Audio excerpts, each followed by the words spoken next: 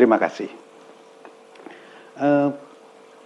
Teman-teman, saudara-saudara dan para pemirsa yang saya hormati dan dicintai Allah. Semoga Anda banyak rezeki, yang banyak hutangnya Allah meluaskan rezekinya sehingga bisa menyeru hutang. Dan yang belum punya anak dikasih anak, yang masih sakit dikasih kesembuhan oleh Allah Subhanahu wa taala. Saya doakan untuk kalian semua. Amin, amin, amin. Ya Rabbal Alamin. Para pemirsa, kita akan melanjutkan edisi yang kemarin tentang sejarah-sejarah yang sudah sampaikan. Saya akan menyambung cerita yang kemarin. Setelah terjadinya banyak desa-desa yang berasal dari beliau, maka sekarang ada satu pertanyaan. Kenapa beliau bisa melakukan itu semua dan dianugerahi oleh Allah kemuliaan semacam itu? Jawabnya adalah satu, karena keikhlasan hatinya melakukan segala hal dan pengabdiannya yang tiada batas. Saya juga mendapatkan pusaka ini juga saya tidak menyadarinya. Suatu saat pada waktu itu Haji Bakir, beliau memanggil saya, Pak To, tolong, saya punya pusaka dari luhur saya, tolong sampean cucikan kalau bulan Suro, ikut nyuci. Oke Mbah, saya bantu untuk cuci, nggak usah bayar, nggak apa-apa, sama kakek sendiri, saya bilang gitu. Terus pusaka saya ambil, saya bawa pulang.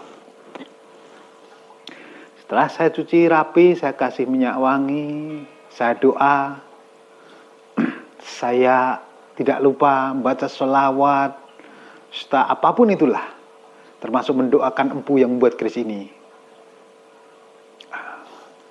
Saya mau kembalikan ke dia, tapi saya lupa.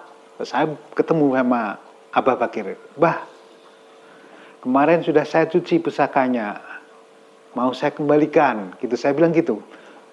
Terus Mbah Bakir bilang gini, sudah nggak usah lah, Bato, saya sampean simpan saja sebagai kenang-kenangan.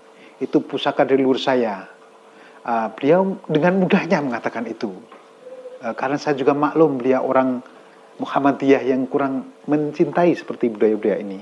Jangan saya orang Nahdlatul Ulama yang tetap memelihara tradisi, menghargai dan menjaga kemuliaan leluhur-leluhur kita.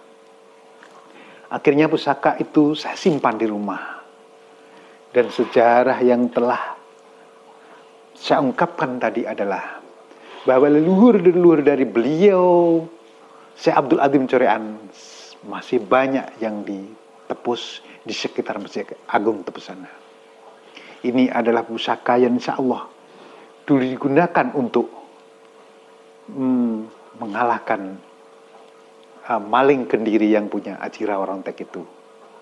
Tentu semua tidak ada apa-apanya, tidak ada daya dan kekuatannya, karena semua hanyalah pertolongan Allah Subhanahu wa taala. Ini pusaka beliau, peninggalan untuk anak cucu mereka semua yang masih saya simpan dengan baik. Pernah ketika ada orang yang mau nawar, seorang pengusaha kaya raya, miliatan bahkan triliunan uangnya.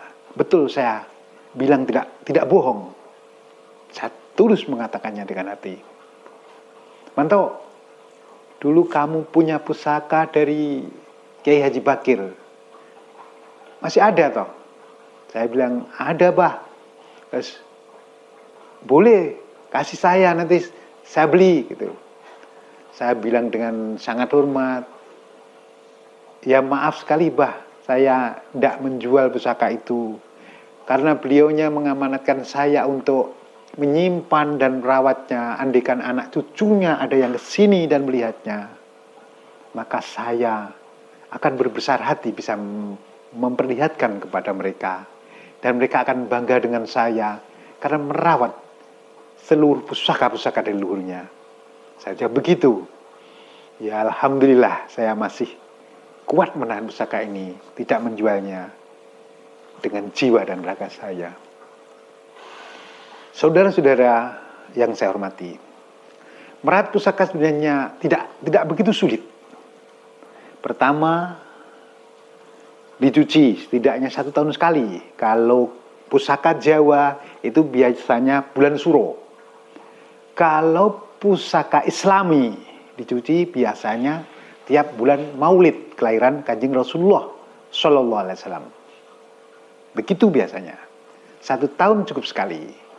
Dicuci pakai air teh bisa. Kalau orang Cina makanya air teh. Kalau orang Jawa air dicampur bunga, telon, dicampur sedikit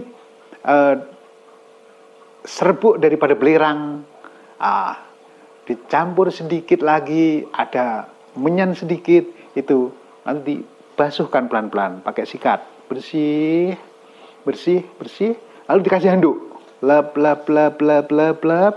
sudah itu diolesin minyak wangi, diangin-angin sebentar, lalu dimasukkan lagi ke sarung. Begitu caranya. Sarung juga, gagang juga, ini warangka, sarung sama damnya juga harus dicuci. Nah, begitu cara merawatnya.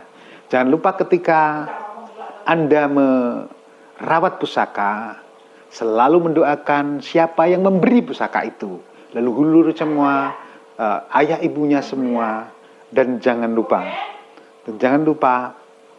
mendoakan empu yang membuat pusaka tersebut. Itu yang terbagus. Sekian edukasi setan pusaka. Assalamualaikum warahmatullahi wabarakatuh.